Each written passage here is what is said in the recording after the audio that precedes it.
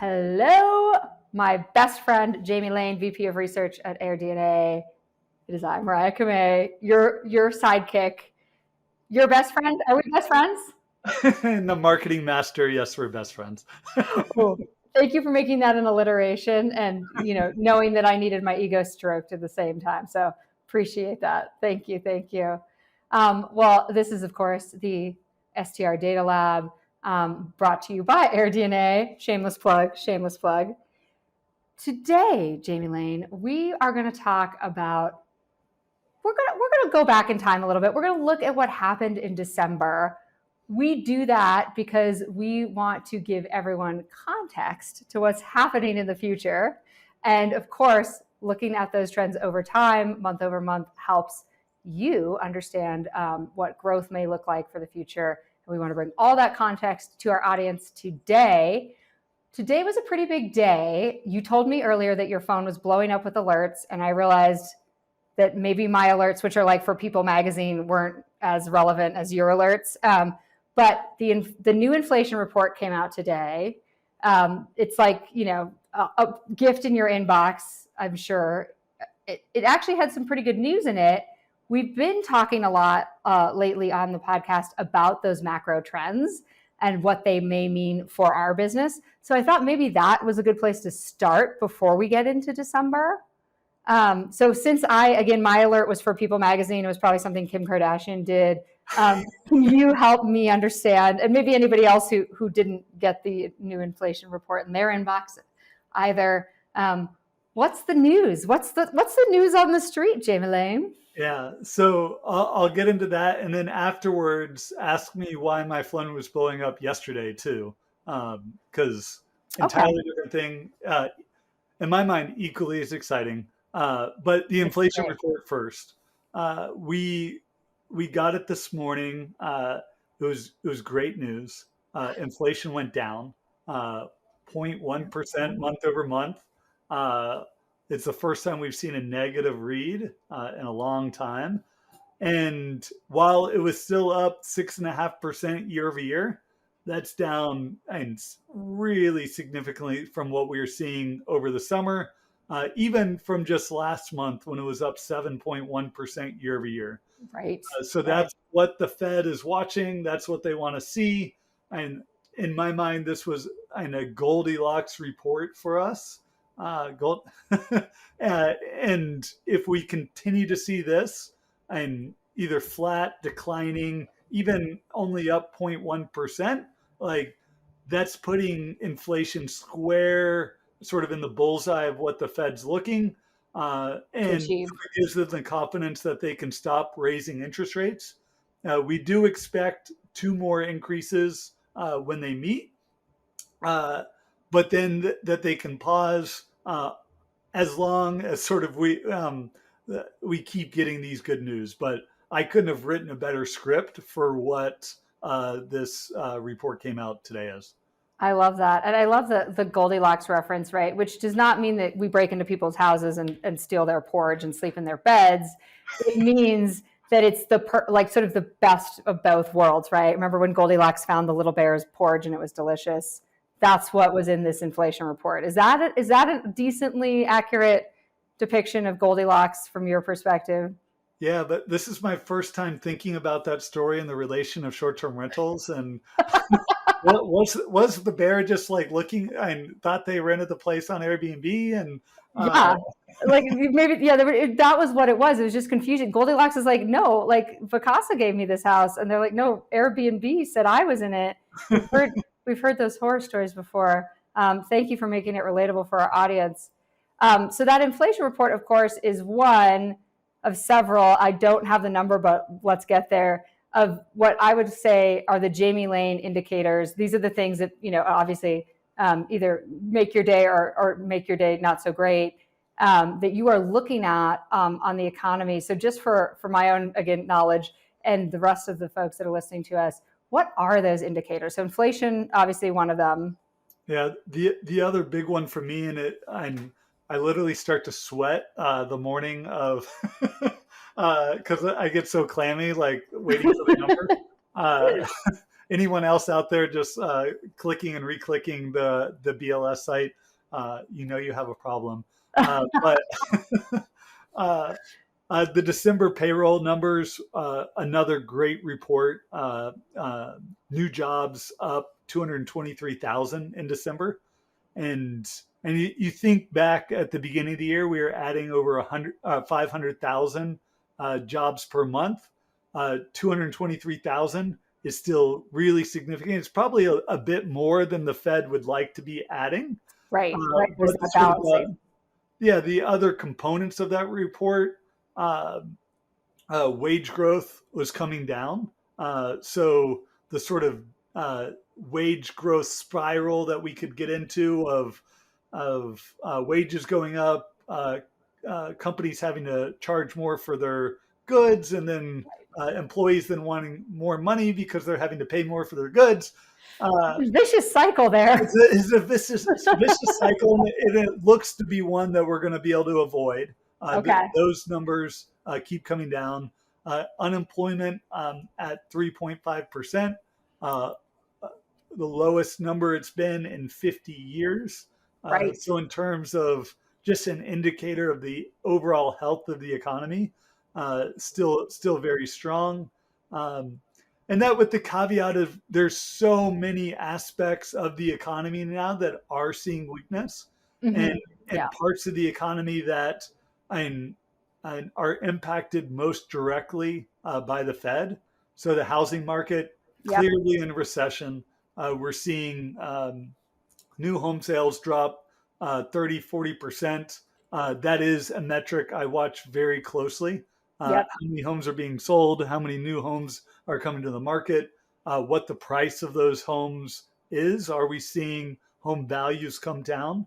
And that for me is going to be the indicator, especially if our metrics continue to maintain sort of strong, that it may be a good time to sort of pull back into investing in short-term rentals. Gotcha. And then the other big one we get is from the BEA, Bureau of Economic Analysis, on GDP and consumer spending. Love it. So how much sort of overall growth is there in the economy, and how much are consumers actually spending, and what are they spending on?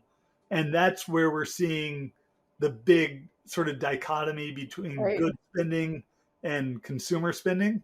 And I was doing a presentation yesterday. I sort of had the image of an Amazon box versus the image of a plane, and what are consumers going to spend on? And where we went so many months, and it felt like continual in the travel industry that consumers kept spending on goods. They were reluctant to travel because of the pandemic. And now we're sort of over-indexing. People are wanting to travel. They're pulling back on good spending, putting it in our sector. And I don't see that as something that's necessarily over-indexing towards travel, but part of we're getting our catch up.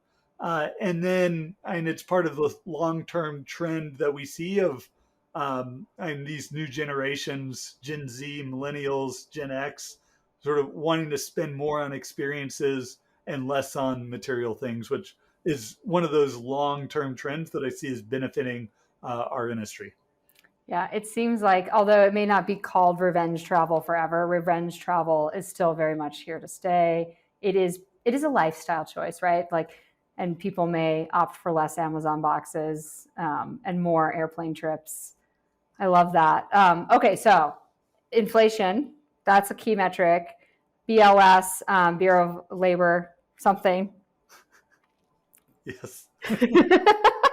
We'll put it in the show notes, guys. I'm clearly not the economist, but essentially what's happening in the job market, what's going on with payroll, how that may relate to some other things, housing market, and then the fourth metric is the BEA data, which is GDP, spending, and what people are spending on. So I love that. So those are some good places for folks to look if they are as curious as we are, if they get sweaty palms also about what's happening in the economy. All right. Well, that's what's happening there. But let's talk about what's happening in our neck of the woods. And I cannot for the life of me remember what radio announcer used that line, but we'll put it in the show notes too. In our neck of the woods? Yes. That's Al Roker to Today's Thank Show. you. Thank Yeah. you. Oh, God. All right, guys, dating myself and Jamie Lane in the process. I saw him once jogging in Central Park. Fun fact. It's like, hi. So first, before we get into the industry trends, I want to share why my phone was blowing up. Oh, yeah. Yeah, let's do that. What happened? What happened? And that was the podcast I had done with BiggerPockets went live. Yes. And for someone that's been sort of following the housing market, sort of housing investing, short-term rental investing, you can't get any bigger than BiggerPockets. And so it was a true honor to be a guest on that. I loved talking with Rob about the industry. And that is one of the podcasts that sort of extends beyond our industry, Totally. where we get a lot more reach, and just the comments that people have been sharing, and little things like I was on the fence about where my planning was for 2023. Right. And that interview really helped solidify those plans. And Love so, that. and bringing data to the debate, and Rob had a lot of really good questions, and we walked through advocacy, why people should care, Yes. especially a lot of the new hosts getting into this industry that maybe I didn't know that they should care about advocacy, and that new laws could potentially put them out of business. We talked about the best amenities, best types of markets to invest in today. So hit on some of my favorite topics. Oh my gosh. Well, and I listened to that. I did get that alert. And I listened to it on my commute into the office, and equally enjoyed it. One, Rob of Rob Built, and then Tony Robinson of the Robinsons. Both were great. I think it was probably a really great dialogue for you, because these guys are serial investors. They're operating in some of these major markets. They had really smart questions for you. I think you provided a lot of clarity for folks out there as well. So yeah, definitely worth a listen. Put that in the show notes as well. And then for advocacy, right, we are partnering with VRMB, Matt Landau, and Dana Lubner. Other great podcast reference. Just again, shout out for the podcast. You're also a frequent guest on that one. But if you're interested in learning more about advocacy and how you can get involved, highly recommend How to Save Your Vacation Rental Business podcast.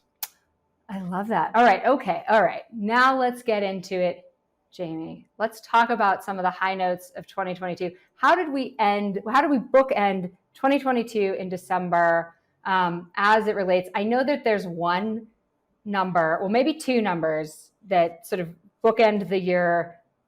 They're pretty big numbers. I'm not gonna say them like you say them, but I think it really, for me, is a sobering moment of the magnitude of our business. So let's talk about where we ended the year in terms of revenue. Yeah, we'll talk about where we ended the year, and then get into some of the December figures. Let's do it. Overall, in 2022, U.S. short-term rentals earned over $62 billion, billion with a B, and that was up, capital B. That was up 25% year over year. So massive growth for industry, and we say it all the time. Last year was the best year ever, and this year exceeded, I think, all expectations. It definitely exceeded the forecasts. I think the forecast I had talked about at DARM earlier this summer had it getting to 61 billion. So we did get pretty close. Exceed those numbers. Occupancy came in 58.7%, which we had been forecasting, I think low 58s, 58.4, 58.2, something like that. So came in above, and that was really on the strength of a very strong December in terms of nights booked. But then, so 62 billion in the US. Globally, that number was 141 billion. Wow. Wow. Yeah. So Another love capital B there.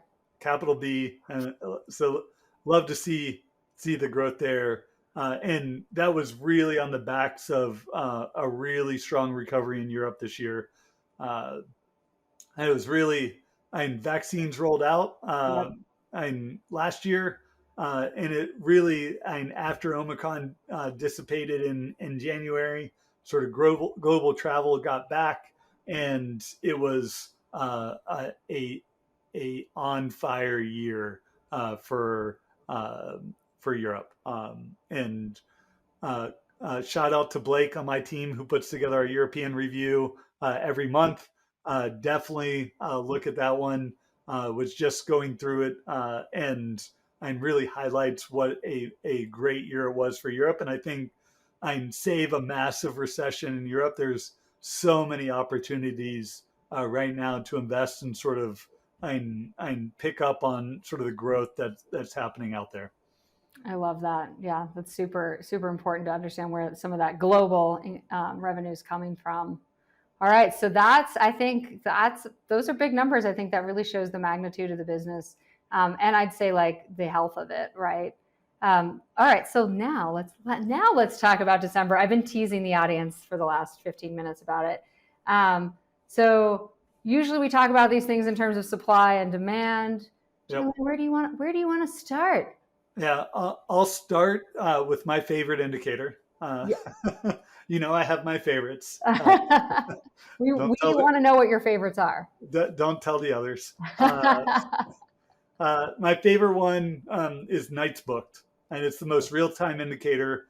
How many nights were booked in December, and then we compare that to December last year and previous Decembers, and that gives us what is actually happening, what's coming through your inbox, how many dings are you getting on your phone as reservations come in over that month. Right. And in December, nights booked were up 24% year over year, which that number had been sort of slowing. And through November, sort of peaked during the summer. And it sort of really accelerated again in November or in December, where it had been only up about 15% and sort of skyrocketed up to 24% growth. That's with a huge caveat. I like a caveat. Asterisks. Yeah, last December, if you remember that time between Thanksgiving and Christmas. Yes. That was the sort of onset of Omicron, where not a whole lot of people were booking. So we had an easy comp. So when you compare this year to last year, I know it was a pretty easy one to we got set grow. up for success there. Yeah, and we're going to see another easy comp probably in January because Omicron was still and week. Already looking at the weekly numbers. Right. Last week, sort of that the beginning of January, bookings were on fire. I think it was up significantly, like 15% year over year. So we're still seeing really strong growth. But that sort of kicks off in my mind, sort of spring, summer booking season. Okay. Bookings are always really low during the holidays. Yep. So that sort of period from Thanksgiving to Christmas is sort of a lull in booking activity.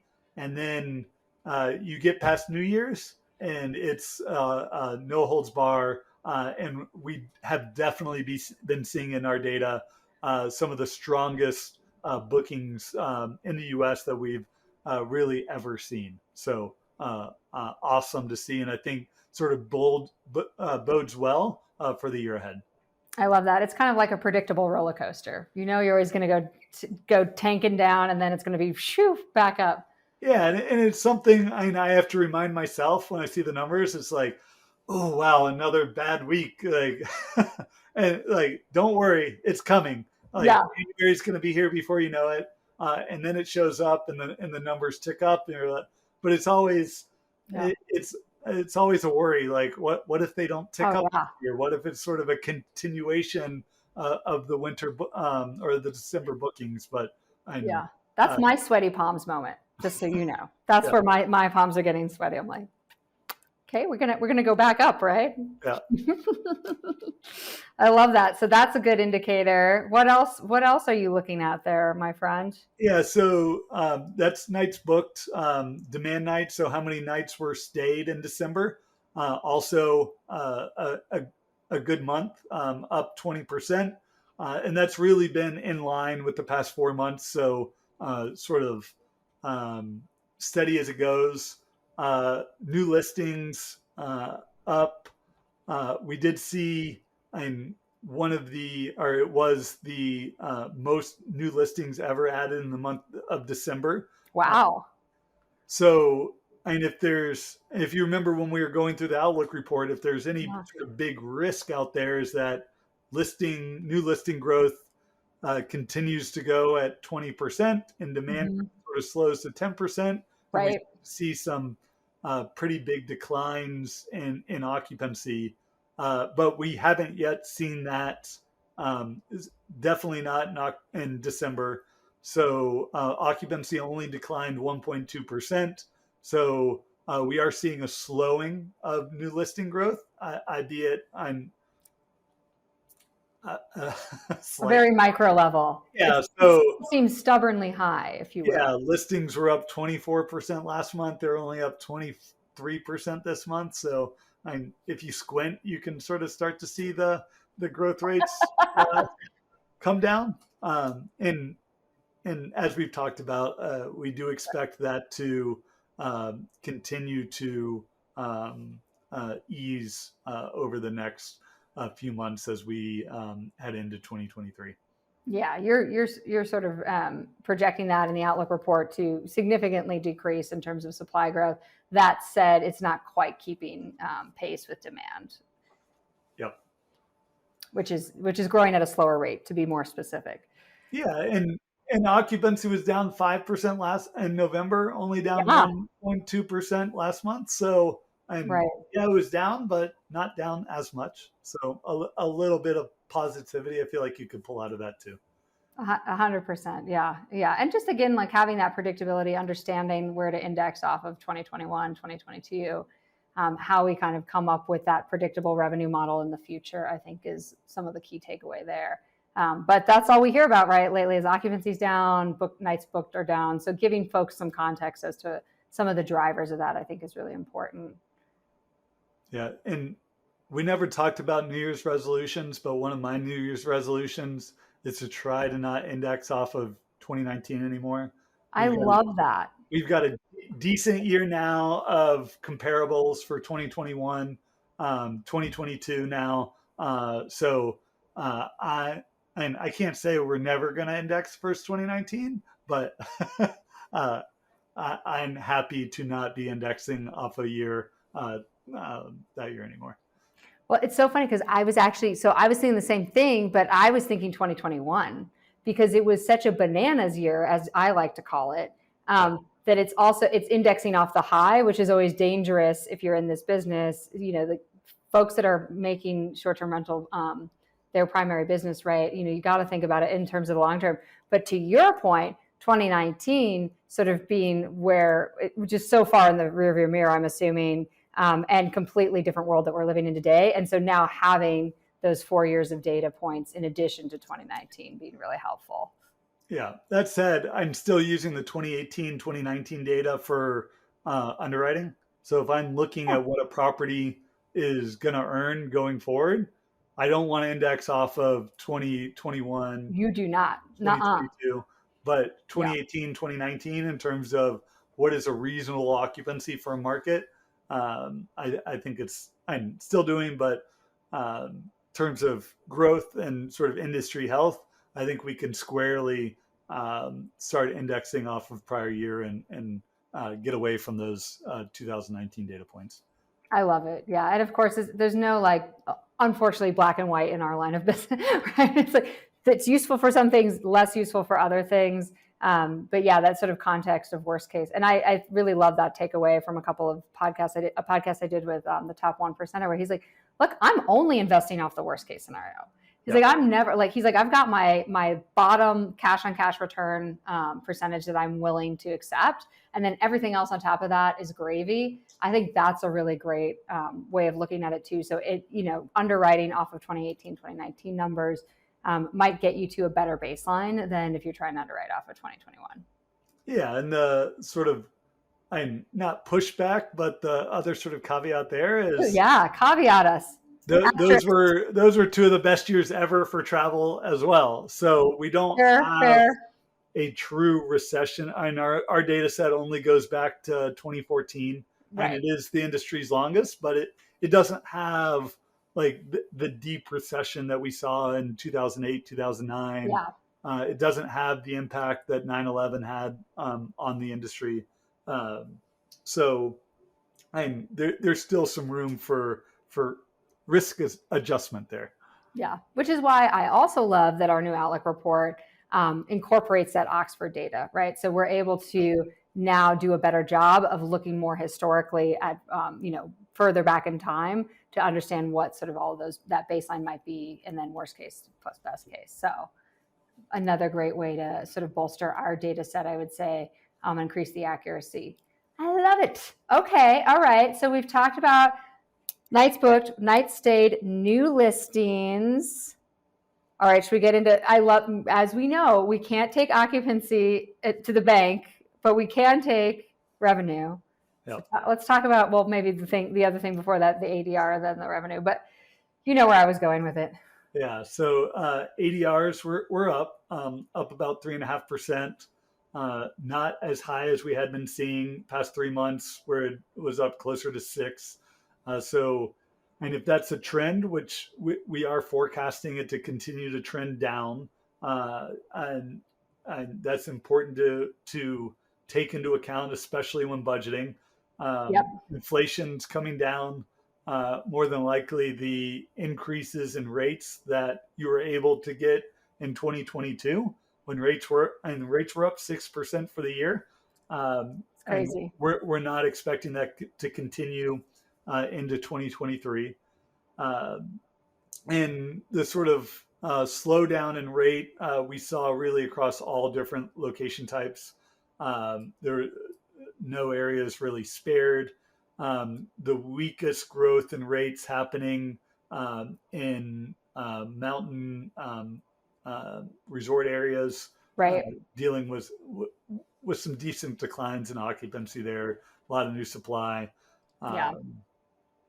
So yeah, it's something we're keeping an eye on. We don't expect overall industry ADRs to go negative next year, but we do expect them to only be growing by about 1.5% for the full year. So that more than likely will mean that some location types, many cities, do go negative.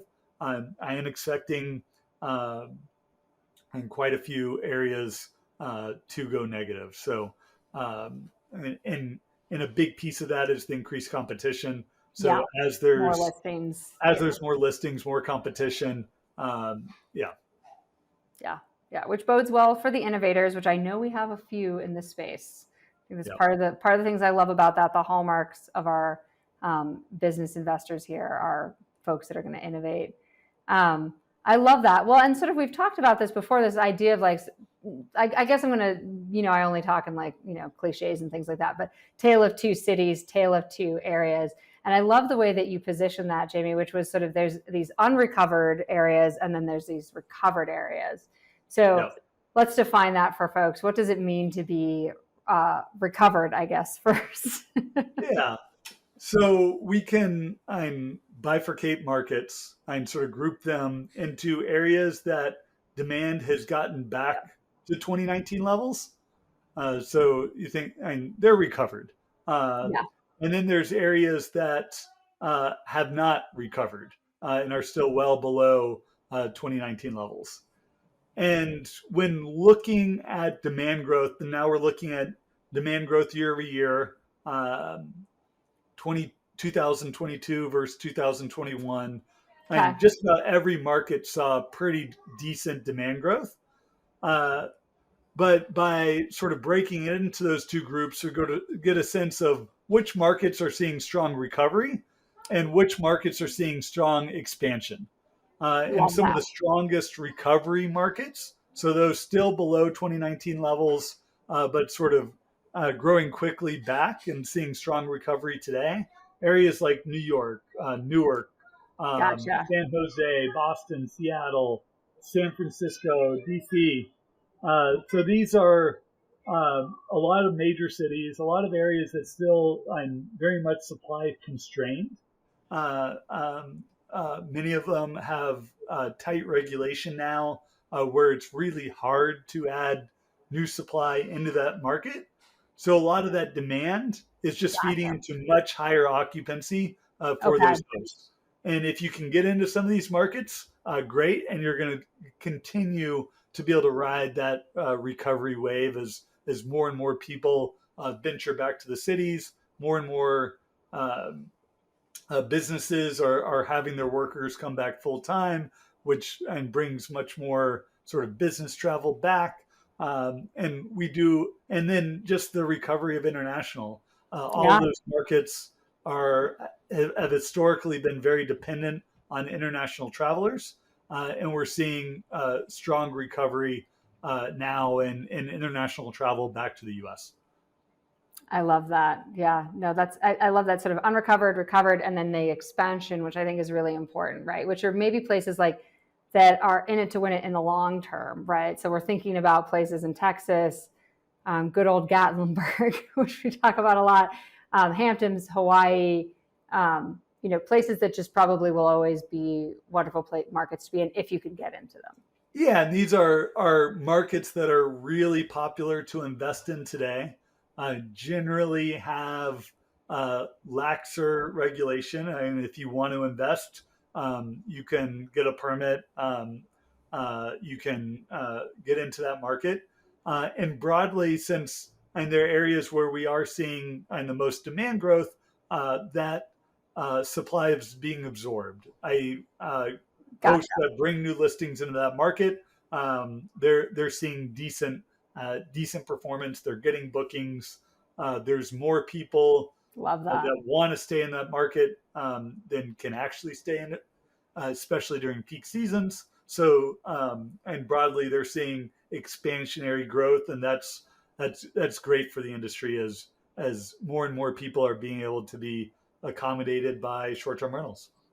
I love it. I love it. I love those categorizations. I think we should go deep on that in the near future. We should talk a little bit more about sort of where the best places to invest are potentially on the podcast. And again, in the near future, hint, hint, shameless plug, shameless plug.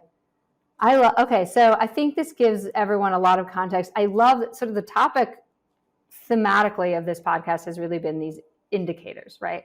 What are the indicators? What are the things that you can look at? Which, I think we haven't overtly talked about in a while for the audience. So I think this is a really great place to sort of level set, jump set the year. I always like taking a look back because I am in Colorado. I don't hike, but in the past I hiked, right? And like when you're hiking up a mountain, you're like, is that a false peak? Is that a false peak? Am I ever going to get to the freaking top? And so often you forget to look back and realize you just went, 13,000 feet up in the air. So I think this was great context for folks. Again, some interesting indicators of, why our outlook report is projecting a little bit more of a maturing of growth. I know people have been talking a lot about the gold rush. So now we have the canaries in the coal mine as well, folks. Yeah, and 1 month is never a trend. Nope. That's a fair point. You got to continue to tune in and see if those trends are continuing, and we'll be here to sort of dive in and keep everyone up to date on what those trends are showing.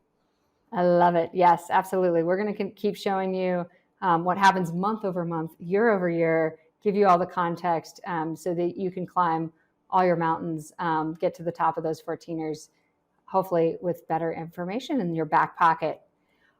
All right. I say we call this a wrap. The sun is slowly encroaching on my face. I think that means it's time to end. Yeah. And I think I heard my kids just get home. So I'm, Okay, that's definitely a good reason to wrap it up. yeah. Alrighty, Jamie, as always, it's been a pleasure. And folks, we'll catch you on the next episode. Yeah. Thanks, everyone.